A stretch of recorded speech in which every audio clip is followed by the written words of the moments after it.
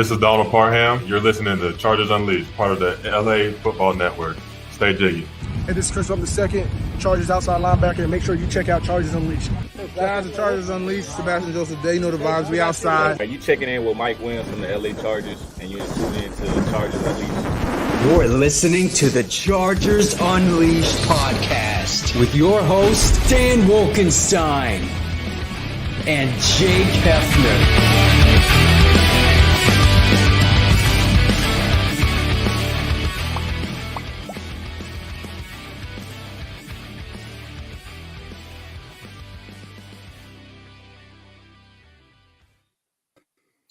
Welcome to another edition of Chargers Unleashed. Jake Hefner and Dan Wolkenstein here with you from the LAFB Network. Today's show, of course, is being brought to you by BetOnline, Charger, Bolt Family, and Rock Solid Sports Memorabilia. If this is your first time tuning into the show, make sure to hit that like and subscribe button on YouTube. You can also follow us on Facebook, Twitter, Instagram, Spotify, and Apple Podcasts. Dan Wolkenstein, day 3. Technically the official beginning of free agent frenzy, but we all know that these conversations started happening 48 hours ago. So a lot of these things were already in the books. You and I were going through the last 2 days, obviously a lot of Chargers news to cover. I want to formally apologize to everyone who was watching yesterday as far as the scheduling conflict on my part. Dan and I had a couple of days where as soon as we were done recording, we were like, okay, got to start up another one, because at that very moment, some Charger news would just break. And surely enough, we said to ourselves, you know what? Let's just wait on this one. Let's just see what happens. And of course, there was some breaking news later on this afternoon that we will get into. But day 3, lots of Chargers news to talk about as it relates to free agency. Who's been signed? Who's still out there that the Chargers possibly could target? Other player news that we need to cover. But obviously what we wanted to do to cover these first 3 days of free agency is that we know we've already talked a lot about the Austin Ekeler signings, the Trey Pipkins signings, but we want to start getting some of the feedback from everyone else that's out there. Tell us what your favorite signing is thus far. Tell us who you believe that the Chargers should go out and pursue. Hell, let's even start talking some draft. Who cares? This is just an open forum. That's what this show's about. But it's a good time when it's this time of the year for free agency. But Dan Wolkenstein, before we kick it off, my friend, how are you, sir? How are you feeling?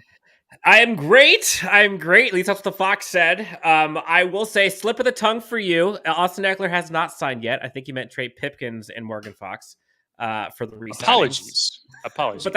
But honestly, I was talking about the Austin Ekeler contract situation. Contract. There we go. Yes. There we go.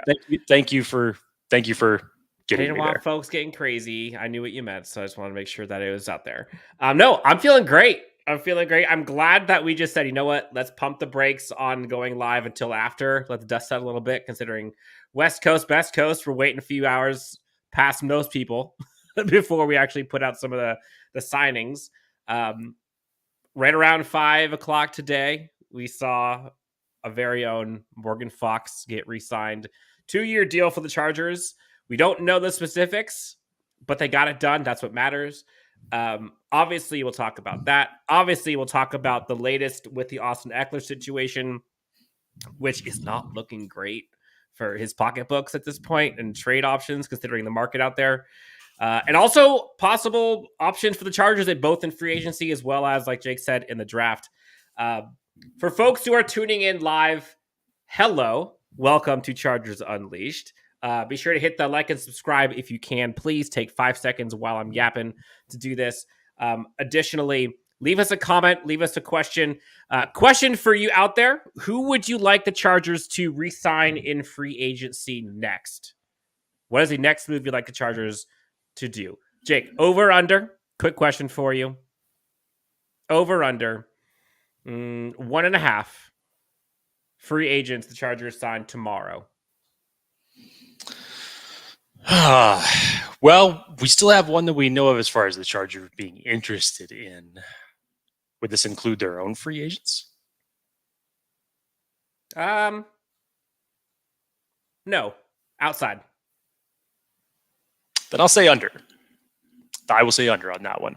But to transition before we get started on all the conversation, I want to remind everybody that BetOnline remains your fastest and easiest way that you'll always find the latest odds, team matchup info, player news, and game trends over at BetOnline. And as your continued source for all sports wagering information, BetOnline features live betting, free contests, and giveaway all season long. Head on over to betonline.ag to join and receive your 50% welcome bonus with your first deposit. And make sure to use that promo code BELIEVE, that's BLEAV, to receive your rewards. BetOnline, where the game starts. So, Jake, I'm back. Hopefully not frozen.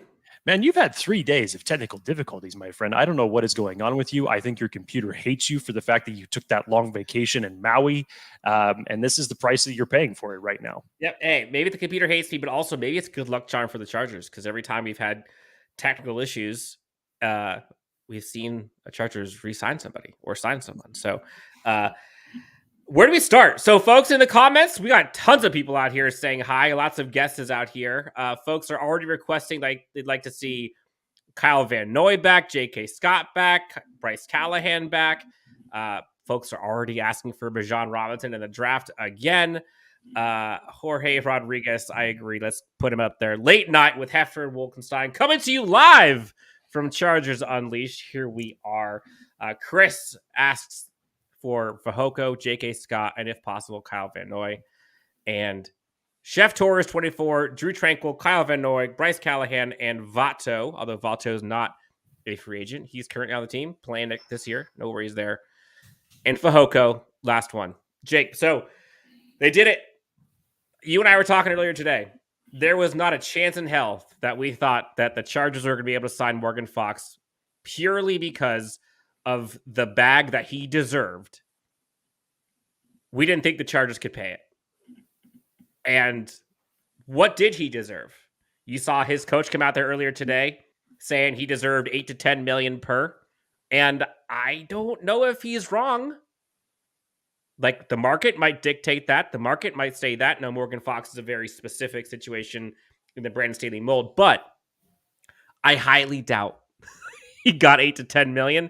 But somehow the Chargers found a way to bring in Morgan Fox, who had a career year with the Chargers, 6.5 sacks, one of your best interior presence last year, stays with the Chargers 2 years. Defensive line, at least starter-wise, is basically intact. What do you think? I mean, it was such an important signing that they had to bring Morgan Fox back. Now that we obviously had the news that they're letting Brandon Fehoko test the open market, Jerry Tillery's gone. You still have Austin Johnson, Tito Agbanigba, and Christian Covington coming back from injuries. So there had to be some way that you could figure out how to do this. And yeah, at first, it may have seemed that Morgan Fox had priced himself out of the market with the year that he had. But what he gave you to that defensive line, especially when it came to interior pressure, which is not the easiest thing to find out there on the open market for guys that can do it consistently and do it well. This was a great get by the Chargers as far as bringing him back. I'm not sure what the deal is. You know what Ed McGuire usually does with some of these deals and what him and Tom Telesco are able to pull off when they put their heads together. So a 2-year deal, I'm still even looking on here just to see if there has been any updates as far as the financial numbers goes, but I have not seen them. If someone happens to beat me to that, go ahead and throw it in the chat and let us know. But Dan, this was vital. It really was, because if you were saying to yourself, okay, that we were about to go into this draft season with Sebastian Joseph Day being your only healthy interior defensive lineman, you may have had to have kicked that priority of interior defensive line as far as draft needs goes a lot higher than probably what you would expect to be investing in it just over 5.5 weeks from now. But no, Morgan Fox proved his worth. I'm still interested in seeing the numbers. I think that, he deserved a decent contract, especially what was been given out in the last 48 hours to interior defensive linemen out there. Yeah. And I think he's a versatile piece. I mean, he brings a lot to the table. He really does. He is a chess piece on that defense. And you saw how Brandon Staley deployed him, and it really, really worked for this team. So it was a vital piece as far as generating pressure, especially when Joey Bosa was out last year. Definitely was a great replacement for Jerry Tillery when he ultimately ended up getting cut. And really, when three of your interior defensive linemen went down, he stepped up in the biggest possible way. So The Chargers absolutely had to do this because if they were not able to pull this one off, it'd have been difficult to see as far as free agency goes who you would have been able to find that would at least replicate that type of versatility and the numbers that he put up. Let's have a little bit of price. Yeah, let's have a little fun here for 20 seconds. Jorge Rodriguez talked about it. Raiders signed Jerry Tillery. Chargers signed Morgan Fox. It's a good day to be a Chargers fan. Jake, I know this might be a low blow. Raiders fans are having a tough week, man. They go from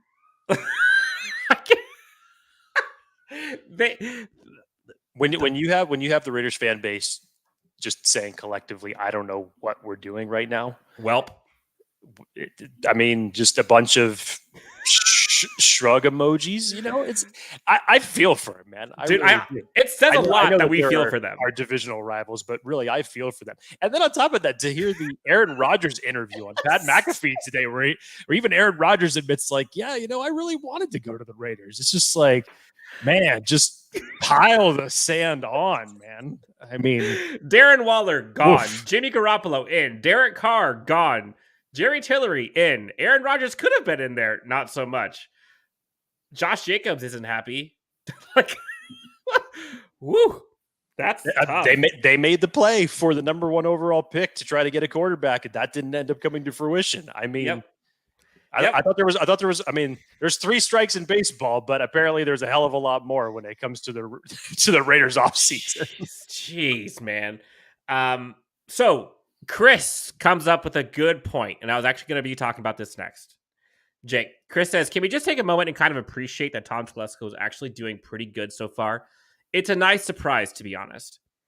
This is the part that I think folks need to understand. And I know that there's a subset of Chargers fans out there, yes, I'm looking at you, that will never be happy, regardless of what the Chargers do. Well, that's a fact. In my opinion, the Chargers' top 3 priorities this offseason for internal free agent re-signings: Trey Pipkins, Morgan Fox, Drew Tranquill. So far, they're 2 for 2. Drew Tranquill, TBD. Clearly, the linebacker market is not what we thought it was. You saw Levante David get $7 million, so I don't think Drew Tranquill is going to get that. You saw the front office kind of play hardball with Austin Ekeler. Austin Ekeler is granted permission to go seek a trade. You're seeing running back deals go out now. Where what was Miles Sanders? Was it 6? I think it was like 6.25 a year. For 4 years? Yeah, 4-year deal for $25 million. Yeah. No. Like, Austin Ekeler and his agent, I guarantee you, are not happy right now. And the Chargers are in the driver's seat. They have the leverage. There's nothing, like, Ekeler is not going to get what he wants. The Chargers are letting Parham go test free agency. They're letting Fehoko go test free agency. Like, they're letting the guys go. They figured out what they thought the market was going to look like, and so far, they've been dead on. They have been dead on. And so, yes, take a moment and appreciate the fact that the Chargers have done a great job so far, given the cap situation. Again, remember the restructuring that went on. Given the free agents that needed to come back. The Jerry Tillery. The Trey Pipkins one on offense, I think, is just as important as the Morgan Fox one on defense. They're both huge. And say what you will about Morgan Fox and how much he's going to get paid, whatever. The fact that the Chargers defense is going to be able to have continued continuity with this roster, I think, is huge.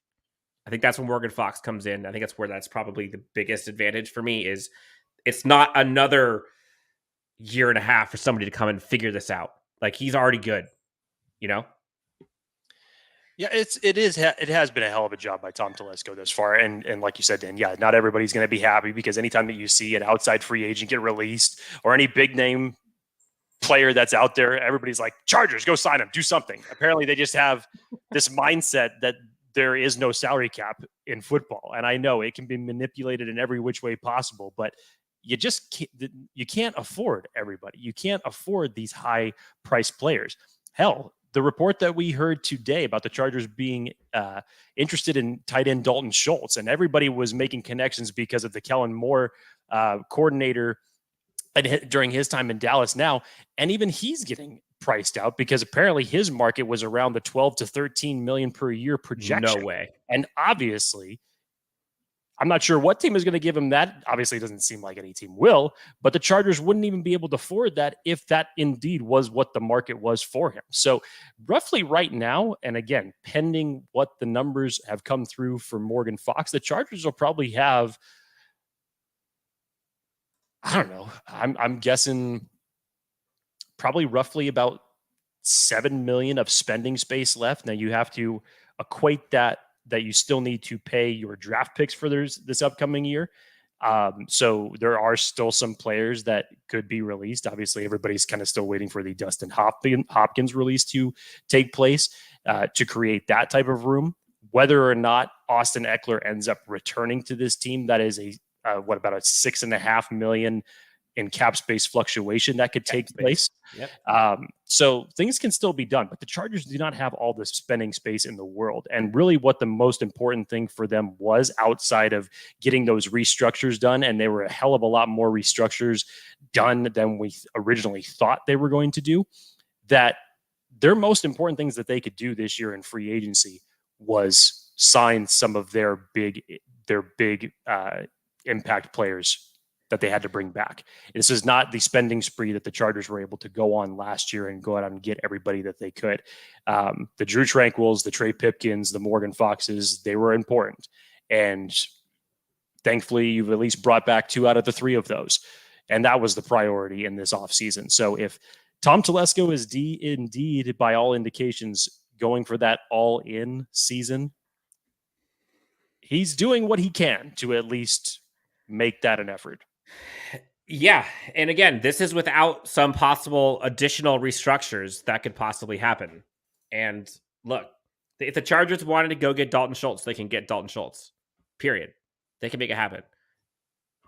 There's no question about it. Like if they prioritize him, his contract number would probably have to come down to about $3 or $4 million a year. It will have to come down $3 or $4 million, not $3 or $4 million. But if the Chargers can decide, I want Dalton Schultz, and I will get rid of Gerald Everett. I'll eat the $4 million cap that I have to take, save $4 million roughly, and then, put, whether it's a signing bonus, whatever it is, and have like a $5 million cap hit. Like, they could do that. Will they? Should they? I don't know.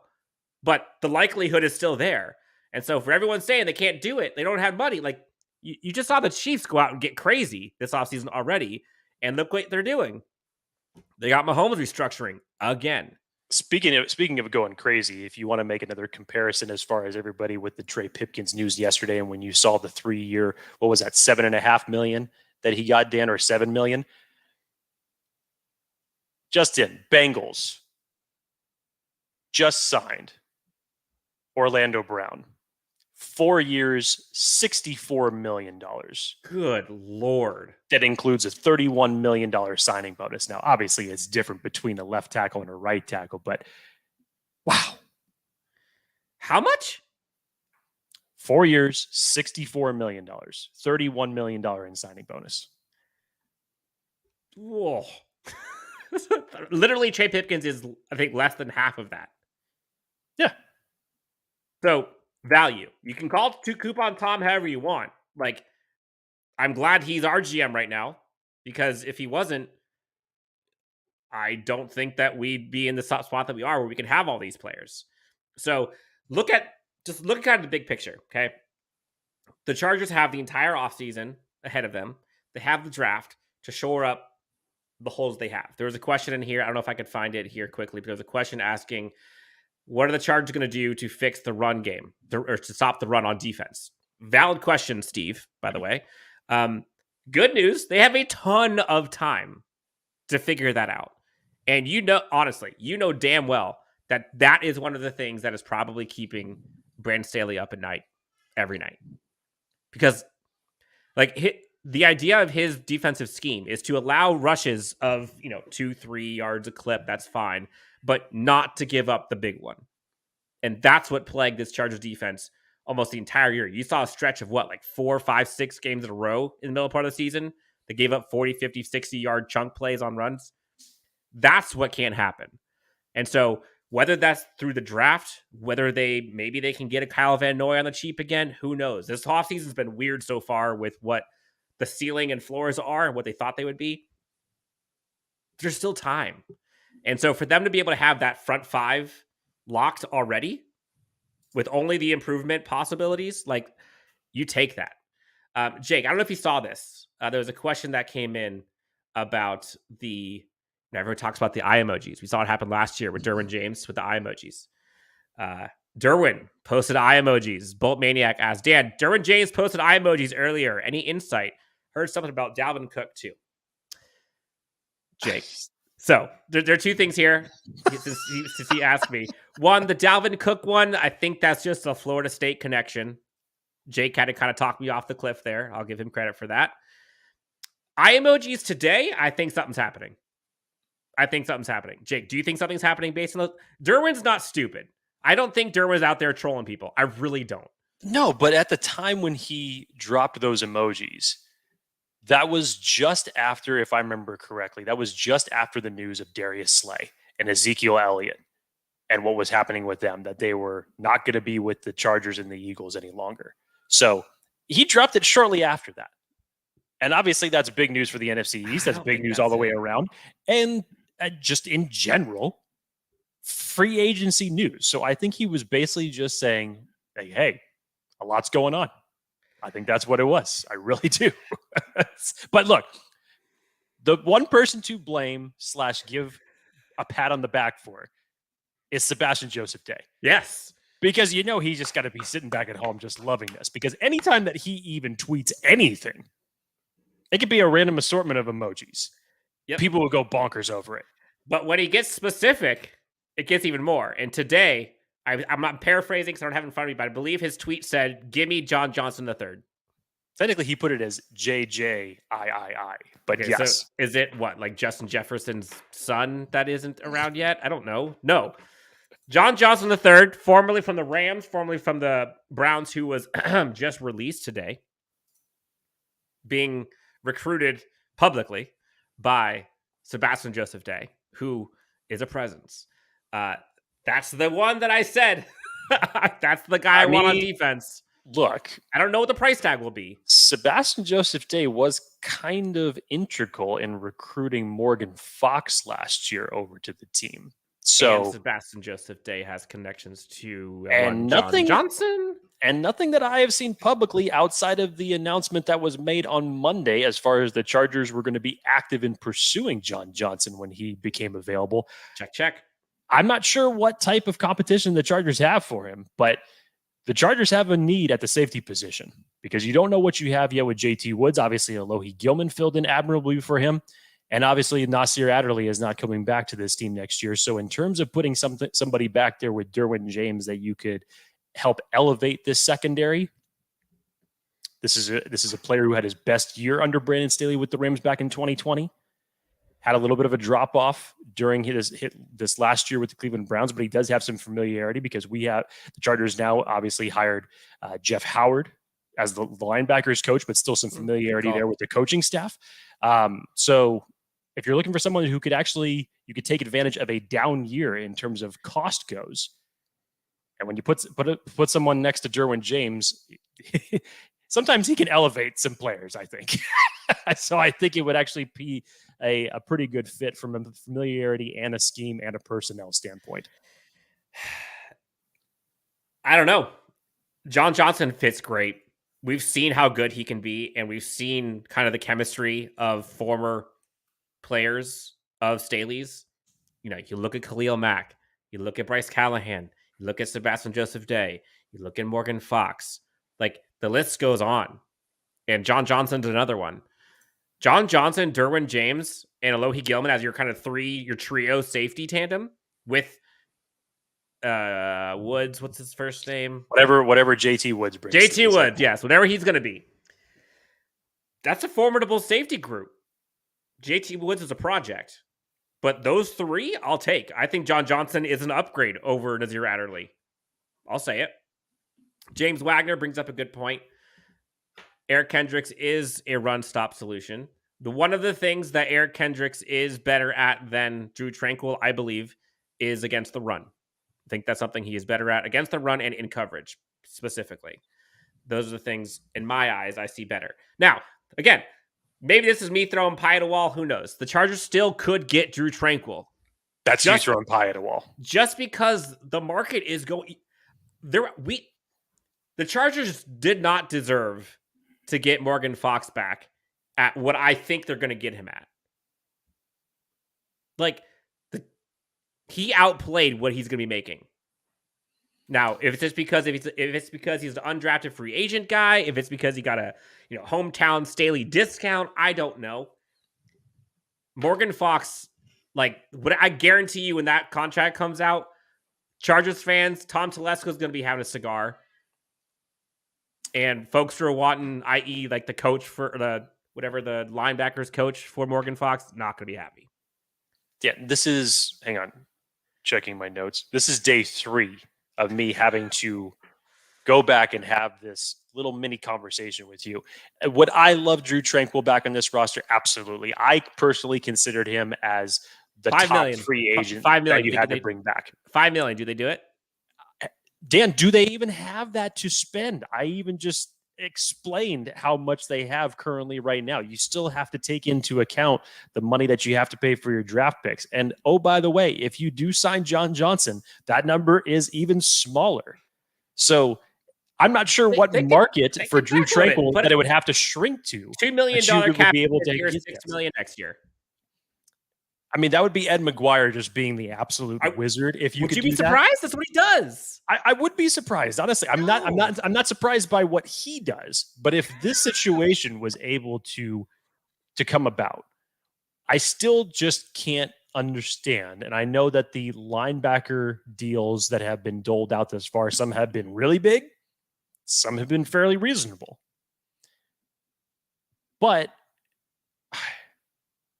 here's the thing.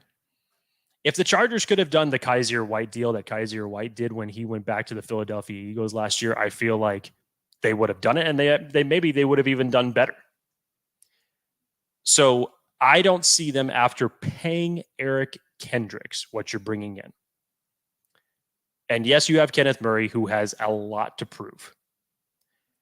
I think that you roll into this season with those two as your starters. You invest in the linebacker position in the upcoming draft. And that's how the Chargers are going to move forward.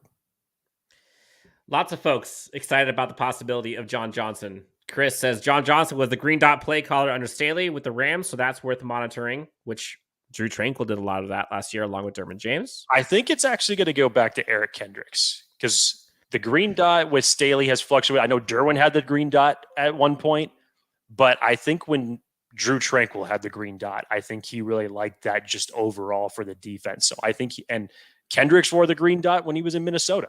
So, but imagine having 3 players on defense with that good of communication skills. It's pretty damn good. Like, that's not normal to have 3 guys who could potentially do the green dot. John Johnson, there's some stuff that people are talking about. Dan says John Johnson had one of his worst years last season. Perfect for the Chargers. Buy low. I will gladly buy low on that. If you have not seen the movie Moneyball, just go back to the scene where he's talking about his scouts. And when they're talking about, well, I know, the Red Sox want to cut him and nobody wants to pick him up. And Brad Pitt immediately just says, that's good. He's cheap for us. So sometimes you take advantage of players that come off of a down year and sign them to a reasonable contract. Julio says Chargers about to draft release players which don't count against the comp formula to get some additional picks next year. Jake, you know anything to hear about that? Well, as far as Chargers about to draft release players which don't count against the comp formula. So the Eric Kendricks signing, and if they end up signing John Johnson, because those players were technically being released, they did not come to the end of their contract term. Yes, release. I think it's what I mean. Yes, sign release. Those players do not count against the compensatory pick formula. Yes. Holla. Daniel Reed, we talked about a little bit earlier. Orlando Brown to Cincy. Yes. That contract makes the Trey Pipkins one look. And Kansas City doing what Kansas City does, unfortunately, you could pretty much just already mark it in, they'll have 3 compensatory picks coming to them in 2024. Lovely. Lord. Lovely. And aren't they getting, they're already getting something for Bieniemy leaving. Well, no, because that technically it wasn't a promotion. So technically it's a lateral move. Because it was only. But didn't he also get a somewhat? No, he did get a promotion. Didn't he get like assistant head coach or something? Well, that's true. But I didn't hear anything that they were getting. I mean, because I do understand the formula. I could be wrong. I do understand the formula, but I don't remember them actually saying that Kansas City was going to be getting an additional picks for that. Got it. Okay. Some other names. And again, folks who are tuning in, shout out all our Chargers fans worldwide. We have folks here from France, Germany. We got folks in the U.S., obviously West Coast, East Coast, everywhere. We do got to talk about the Austin Ekeler situation and what that means for the running back market, some possibilities the Chargers can get at running back. Before we do that, folks who are tuning in, if you have not already done so, please do us a favor while we're yapping 5 seconds. Hit the like, hit the subscribe button. We're shooting for 4,000. Let's see if we can get there of the subscribers. Jake, so movement today, which is interesting. We saw Austin Ekeler, the news the last couple days. And then today we saw running backs fly off the board. Miles Sanders, Jamal Williams. I know there's a few others. I don't think Eckler's happy right now. And I don't think he's going to be going anywhere. Look, first off, this is definitely something I want to say because this has been all over Twitter the last couple of days. Anybody who is slandering Austin Ekeler, please stop. Yeah, thank you. Whether he is going to be with this team or not, please stop. Because put yourself in his shoes and think about if your position is so devalued. Now, normally this would not happen to the Chargers for a player like Austin Ekeler. And then literally the entire market goes against that player. And even for all the other players, when you see the likes of Miles Sanders and what he has done, and even when you look at those numbers, 4 years for $25 million. Alexander Madison, 2 years up to $8 million. Right. It just shows you how much, again, the running back market has shifted from the days of the Adrian Petersons. Even the Derrick Henrys is a dying breed of a contract. The LTs, back in that day when it used to be those powerhouse 3-down running backs that are just a dying breed, and now it's more of a running back by committee. Jamal Williams, 3 years, $12 million, $4 million per year. So first off, just, show a little bit more class, especially if you're a Chargers fan. Yes, please. To that.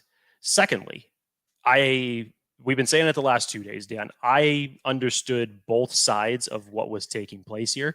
I would love to see Austin Ekeler remain with this team. He makes this offense better. And especially now with the way that the running back market, especially today, has basically picked up, and you've seen these running backs sign elsewhere.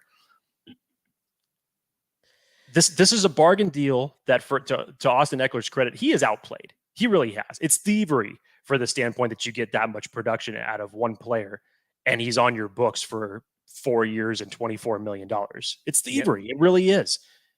And I will say this: the deals that have been doled out today have definitely leveled the playing field for the market, because some of the deals that have been doled out now are even lower than what Austin Ekeler is getting.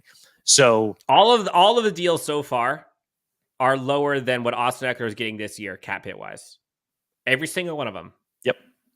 So if Ekeler just stays as is, he's getting more money than every single running back free agent so far this year. Yes. Again, Zeke is out there still, so we'll see what happens. But yeah. So I get it. Austin Ekeler, at his age, you want to get paid one more time before you're 30. I totally get it. And based off of what he's done for this team, he deserves it. He really does. When you look what he's done statistically, he really does. So, but from a business standpoint for the Chargers and granting him the opportunity to go out and get a trade, I understand what they were doing when they made that decision as well. Yep. Because when you look at things, we already know that they have tried to renegotiate with him. Unfortunately, at that point in time, they weren't able to be on the same page. This might obviously change some things here in the next couple weeks or so. But even still, I understood it from a business perspective, from the Chargers standpoint. I understood it from Austin Ekeler's standpoint. And whether or not he returns back to this team or he ends up going elsewhere, he deserves all the respect in the world. And when the decision is ultimately made, and it's looking very much more likely that that would probably be the case based off of the deals that you've seen doled out over the last 2 days, then he'll be ready to work. And this is not a Melvin Gordon situation. I don't know who is saying stupid. that this is just like the Melvin Gordon situation. It is anything but a Melvin Gordon situation. So Austin Ekeler's situation is unique. It's sensitive, but it's for a guy who has earned it. It is a guy who came up as an undrafted free agent, made himself homegrown starting running back. Yeah. So it'll be bittersweet if it does end up going elsewhere, but welcome him with open arms if he ends up coming back. Nobody should be upset if Ekeler remains a Charger. Like that's a non-narrative. I said this earlier on Twitter, Jake, and I could repeat it here for folks who don't follow me or aren't on Twitter, which honestly these days is probably for the better that you're not, because Twitter could be toxic. Really? I never heard that. There is this chasm. There's this chasm of Chargers between two sets of Chargers fans regarding Austin Ekeler.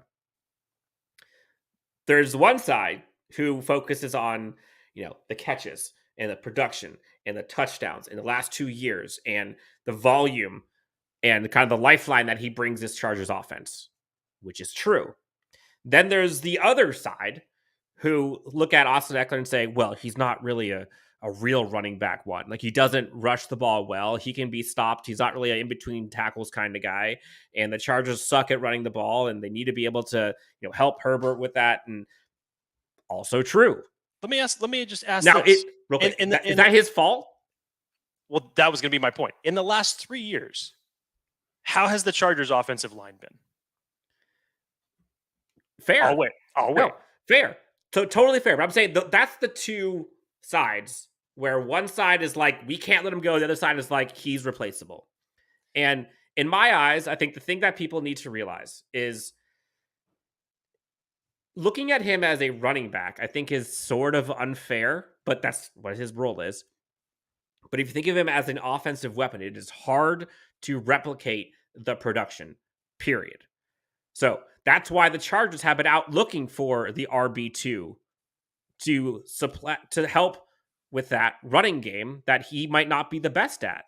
So at the end of the day, like, both sides are right. It just depends on what teams and what you value at running back. Like, are you a guy who just looks at, like, is he a good rusher? Is his yards per carry, total yards, rushing touchdowns? Is that what matters? Or is it like the total yards? Is it the all-purpose? Is it receiving touchdowns? Is it catches? There's also the intangibles. We talk about the leadership, him being undrafted by the Chargers. Like, all that stuff comes into play.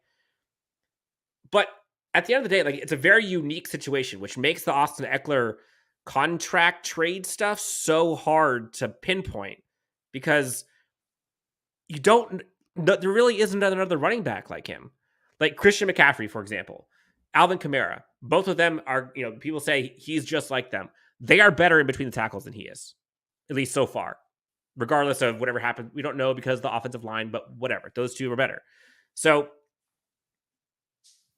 in my eyes, Jake, I think there's a world in which they bring Austin Ekeler back and they bring a running back in. But if it was me, draft excluded, not talking about the draft, I like Isaiah Spiller. He has not gotten enough reps at all. He is super young, but very talented. He was a top 5 running back in last year's draft class. Now, is he Bijan Robinson? Obviously not. But do they need a Bijan Robinson right now as much as they need other positions if Ekeler stays? I don't know. Jake, if there is, let's just go down the route. Let's say Ekeler stays. What type of free agent running backs, if any, are you targeting? One that comes to mind is who is it? Foreman out of Carolina. Foreman. Thank you.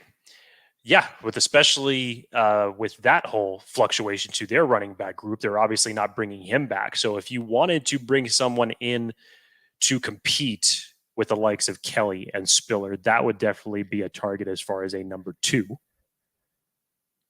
That would probably be the one that and especially with the running backs that have already been taken today, that would be the one as if Ekeler was remaining on this team, if you're not necessarily looking for a quote unquote, starter for your team, he would be the one.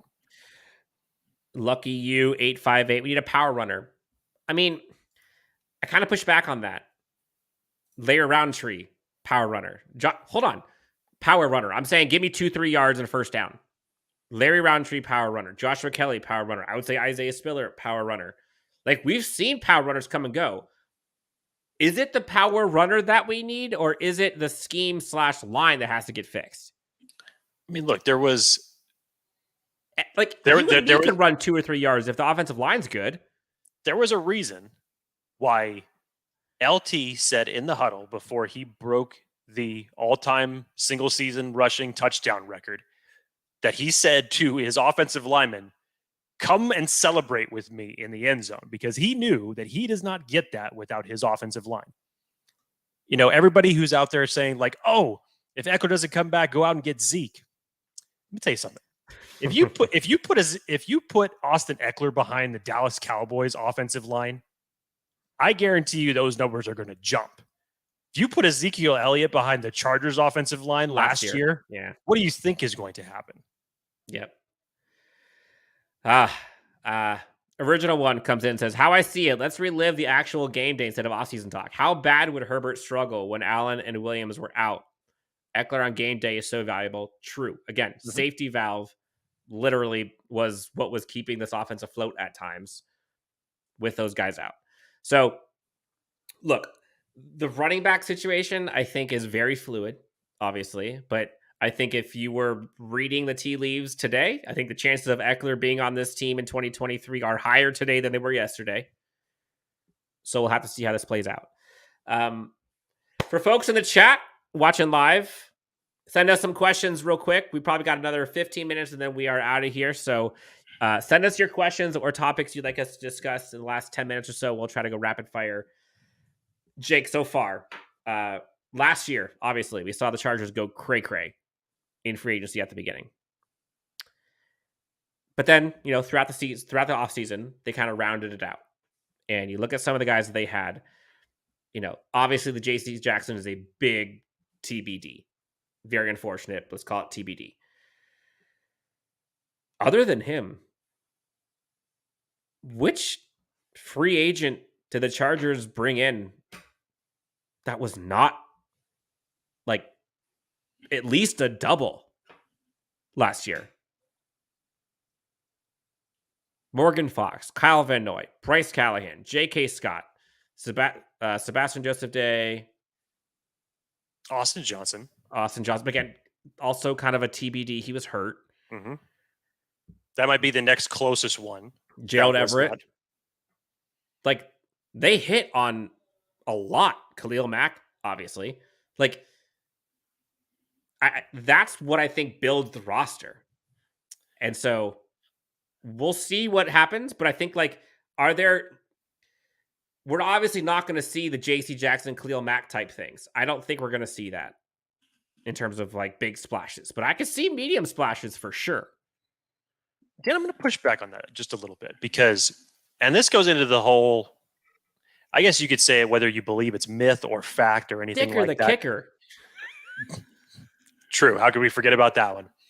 The whole myth or fact that you don't necessarily build your team through free agency. You use free agency to simply fill holes. Well, obviously the Chargers did a lot to build this team through free agency last year because they had a ridiculous amount of money to do so with it. But, you go back and you just look at the Chargers draft last year. You get Zion Johnson, you supplant your right guard position. Essentially, that could be set for the next decade. You trade away your number 2 pick to go get Khalil Mack. Now, this is where it starts getting dicey. Round 3, the draft pick that all of Chargers faithful always hold their collective breath whenever Tom Telesco sends in that ticket. I didn't say draft. I know you didn't, but this is my point. Okay. I'm getting to my point. JT Woods taking around 3, Isaiah Spiller taking around 4. Now listen to this. After that, Tito Agbanigba, who up until the point when he got injured, unfortunately, he was a great rotational piece to your defensive line, especially when it came to the run game. Now let's face it. There's a lot of people that were jointly responsible for the Chargers run game being as bad as it was, but he wasn't really one of those reasons. It's at least maybe the smallest reason. Let's be frank about that. Round 6, Dan, Jamari Sawyer, your new starting left guard. Unsung hero. Unbelievable value and being able to step in for Rashawn Slater for that duration. Round 6, also you get Jasir Taylor, who the Chargers could be having start in the slot position if they don't bring back Bryce Callahan or they don't supplant that with another free agent. Dean Leonard, who made a couple of contributions on special teams this year, and Xander Horvath, who for some reason started off on fire in the first 2 games of the year, getting in the end zone twice. And then it was like Joe Lombardi just forgot how to use them. I don't know what happened in that regard, but here's my point, Dan. You look at those last, 5 picks that Telesco made last year. Not only are those value depth pieces, they could end up being great starting pieces for you, obviously. It's round 3 and 4 that you just hope you could have had a little bit better in as far as your choices goes. That's just my point, Dan, because you're saying the whole thing about free agency, and I get that. But to me, it's half and half. I agree. I think they're equal. I'm just saying from a free agency perspective, which is where we're at right now, Chargers, in my eyes, hit like at least a triple last year. And so far, given the money they have, like they've brought 2 of the top 3 priorities to re-sign, to bring back. They brought in support with Eric Kendricks for run support. Like they're tied to John Johnson right now, which we'll see if that actually comes to fruition, but like that would be sweet. Like they're doing pretty good. And so far they've read the market correctly with the guys they let go out and test the market. A question came in here. Let's get a couple questions here in the last 10 minutes or so. Around, they said, put your GM hat on for a second. How do you see the John Johnson contract looking? Oof. I mean, if you were to make it work based off of the numbers that the Chargers have left as far as spending money goes, again, hopefully you take an advantage of a down year. I would assume that it's probably going to be either a 2 to 3 year deal for him. Probably 2 years. Keep that overall cap down. Maybe you can find something maybe between the $4.5 and $6 million range. Maybe that. You think get them that low? Well, look, I'm judging off of what they have to spend, what the Chargers have available to spend right now. Not necessarily the market, but I'm saying if he's interested and off of the year that he's had, and obviously if he's not choosing to run with the market and find possibly another better deal, and given what the Chargers have left to spend, that would probably be the neighborhood that I would think that you could get him at. Yeah, I mean, it's not going to be easy. I wish I could just snap my fingers and say it's going to be as simple as that, but we'll see what happens. Yeah, I think Von Bell, his average annual value is like 7.5. Juan Thornhill, we just saw, I think he's going to be $7 million per. Obviously, Jesse Bates way higher. Jabril Peppers was $4.5 million. Like I would guess, I'm going to say like given how it's gone so far, I think I'm guessing it's like in the 5.5 to 7.5 maybe or so.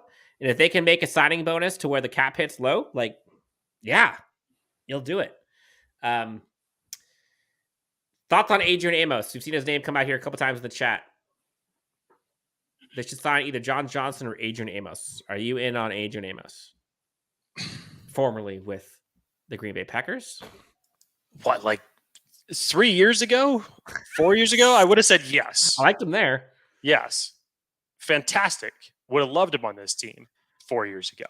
Now? Well, I mean, it was the same reason why the Chargers weren't able to go after John Johnson 2 years ago. It's because they had Nasir Adderley, and that was how they chose to move. And that was obviously the first year of Brandon Staley. And there were a number of different former Rams players that he was trying to get over here, but that just didn't end up coming to fruition. So we have folks already talking draft talk, which I know you said you want to get to, Jake. I was literally just about to say, can we spend the last 10 minutes of this show talking draft talk? And it's a perfect transition for what we're going to be talking about tomorrow. Hush, hush, wink, wink. Special guest alert. Make sure you have your eyes peeled for that. But yes, let's talk some draft. Let's talk some draft, baby. So off the clip, we'll ask a question here in the comments. Who do you want the Chargers to draft? Who is your guy? Not necessarily round one. Who is your guy? My guy. That you want the Chargers to draft. In the comments, let us know what you think. Again, doesn't have to be round one. It could be a day 3 hidden gem. Who do you want the Chargers to draft this year? Jake, who's your guy right now? We know who my guy is. I don't have to say it. Who's your guy? Yes, of course. Everybody knows who your guy is, Dan.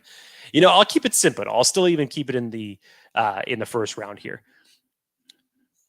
And obviously this is fluid and it's probably still going to remain for this, but things drastically changed after the combine. And after watching some of the bigger name wide receivers either test or how they tested. Not to say that wide receivers that you're still not going to see 3 or 4 wide receivers go in the first round, but I think they're going to start going off the board much later in the first round than what people expected. So I think that the wide receiver class this year got a little bit devalued. Again, this wide receiver class is not like years past where you have the Jamar Chases, the CD Lambs, or especially even like compared to last year, as early as they started flying off the board and all the trade action that was going for that group. So my focus shifted a little bit to edge. And it's hard to argue, and he's probably not going to be there at 21. But just picturing a defense that could have a edge group collectively of Khalil Mack, Joey Bosa, and Nolan Smith is just ridiculous. And I know he's probably going to be gone way before that. But I started watching Nolan Smith, before the regular season was even over. Went back and watched his tape, and I got so enamored with how he played the game. And then you go out and you watch him at the combine, and you're just like, what in the hell was that? To me, just somebody with his size, with his bend, with his speed, and he is deceptively strong. I don't care how slender you want to say he is. Yeah, he could pack on a little bit more size, but he can move some bodies, man. He can move some bodies. He's strong. So speaking of strong, Darnell Washington. Yeah, bite my tongue on moving bodies and moving sleds. But yeah, it's probably one of my pipe dreams that I had, and no, this is not going to be the pipe dream of Rashawn Slater that ultimately ended up coming to fruition. But Nolan Smith has been so fun to watch on tape, and then to see, especially even today at his pro day, weaving in between in and out of the bags, it was fantastic to see. So Nolan Smith has been my guy. Probably not going to end up being a Charger, but he's been my guy. Adatome, Adabaware, out of Northwestern. Dan, have the floor, my friend. Have the floor. If Dan's guy is Tank Dell, there's a very good case to be made that Adatome Adabaware is Dan's second guy. Yep. You're speaking my language, Solo man. If you don't know, you should know. Talk about a hybrid edge interior defensive line who size be damn, like Jake seems to say. We need to get that shirt made for draft season this year, by the way. We need to tell Ryan about that. Special. climbing up boards and blew up Senior Bowl. Blew up the Combine and then blew up his pro day. I don't know if folks saw that. Northwestern alum. I'm sure Chris Harry's going to love him. Yeah, like him a lot. A lot of people talk about Dalton Kincaid. People talk about Lucas Van Ness. People talk about... No one actually mentioned Mayer, which I'm actually surprised about. Zach Charbonnet, UCLA owned. Zach Charbonnet. Ryan got a good couple of minutes to talk about Zach Charbonnet when we were wrapping up the whole Combine coverage. Zach Charbonnet has really impressed. And if the Chargers... I mean, look, if Austin Ekeler ends up remaining with this team, I still believe that the Chargers can reload that running back room. I know that it has not worked out for Tom Telesco the last 3 years. And Larry Roundtree, Joshua Kelly, did elevate a little bit this year. Isaiah Spiller is, as of right now, a bunch of question marks, but there's a lot of potential. It wouldn't surprise me if he swings for it one more time. I don't know. In my eyes, that's a bad look. Going running back 4 years in a row. I say it again. It solely matters on if Ekeler remains with this team. Obviously, for everybody who wants to start bringing up the Bijan Robinson conversations, and I myself was one over the last 2 days, but how could you not talk about it with all the trade rumors? The odds for the Chargers to draft Bijan Robinson went up yet again, Dan. They went up to plus 300. They went from plus 700 to plus 300. Yeah. So I still wouldn't put it past him. I still wouldn't put it past him in the later rounds if you try to swing for the fence on another running back again. I keep saying this. Why the hell are you going to go again in the later rounds when you have Isaiah Spiller, who hasn't even sniffed the field yet, who in my eyes is a damn good prospect? Why? Why? I don't think anyone in day 3 is going to be any better than you're going to get in Isaiah Spiller right now. So to you, running back class or the running back stable with Austin Ekeler back on this team next year is going to be Ekeler, Spiller, Joshua Kelly. I'm assuming that's what you would be saying. If it's not those 3, I'm going for a running back who is proven in the NFL, and I'm not drafting one. They have too many needs. I don't disagree with you there. Okay. I still wouldn't put it past him though. Right on cue, Marcus comes in. And if Eckler's not on this team, this is going to flip that whole conversation upside down. Yes. I would rather assign a veteran. Running backs are cheap, says Marcus. Dan thinks that Ekeler is gone. Dante Foreman, hello. Jake, you talked about him earlier. White Mamba says that we need OL depth before Linsley's needs. Try to say that 5 times fast. I guess question here. Why didn't Spiller even play? Great damn question. That's a great mystery. It's hard for me to believe that there was a good reason that he didn't play. And not that this is a knock on Larry Roundtree, but even Sony Michel when we had him in there. And we're talking like the midpoint of the season. It was hard for me to believe to think you invest in a 4th round pick and the college career that Isaiah Spiller had, to think that you're not even going to give the Rook a shot, let him tote the rock a few times a game, that he's getting beat out by these other guys. It was really hard for me and a lot of other people to believe that. I think they did put something on him being the youngest player taken out of the draft last year. And I mean, sure, but I mean, that's the reason why you're not going to insert him. They're not saying, "Oh, he's young, I'm not going to play him." But I think him being fresh behind the ears, I don't think helped. And I think the staff probably was more focused on and trusted veterans more than a young rookie. Now, was that the right decision? I guess you can say, like, I don't see how it could have been any worse. But I don't know. All right, Jake, we got a couple minutes here. Again, tons of people tuning in live. For folks who have not been here the entire time, who just came in, Chargers bring back Morgan Fox on a 2-year deal. I cannot wait to see what the numbers look like. This seems like a coupon Tom extravaganza extraordinaire yet again. I don't know how they did it, Jake. I don't know how they did it, but they did. And they currently... Trey Pipkins, check. Morgan Fox, check. Drew Tranquil, TBD. But they got They got Eric Kendricks already. So we shall see what transpires. Will John Johnson be the next one? I predict outside of Chargers land. Yes, I think he will. Jake, anything else you want to tell the great friends before we ask one more time for the like and subscribe? It's been a fun week, my friend. It's been a fun week. It's going to get even better with what we have coming up tomorrow. I can't wait. Especially with the last subject matter of what this podcast has been about for the last 10 minutes. If you if you care about the draft, you damn sure better check in to Chargers Unleashed tomorrow. This is why I love talking football. This season right here, not free agent frenzy. This season, and what's the midst we're in 6 weeks from now, the NFL draft. This is why I love talking football.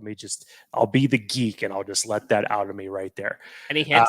Any hints for tomorrow's guest? No, I'm just going to leave it at that because I feel like if I do any more of a hint, it would probably, there are a bunch of wizards that have always been able to decipher our codes or our subtle messages on Twitter, and they're good at it. So I can't give it any more than that. Okay. Julian Gonzalez asks Daniel Jeremiah, although he has been on the show, friend of the show. He has. It is not Daniel Jeremiah. It's not. It's not. Maybe that is the only giveaway. There we go. That will give. There we go. Again, for Jake Hefner, Dan Wolkenstein, guys, gals, thank you so much for tuning in. This has been a fun one. We've done live shows or shows the last 3 days in a row. Continues tomorrow, so it'll be 4 days in a row. Jake, this is fun.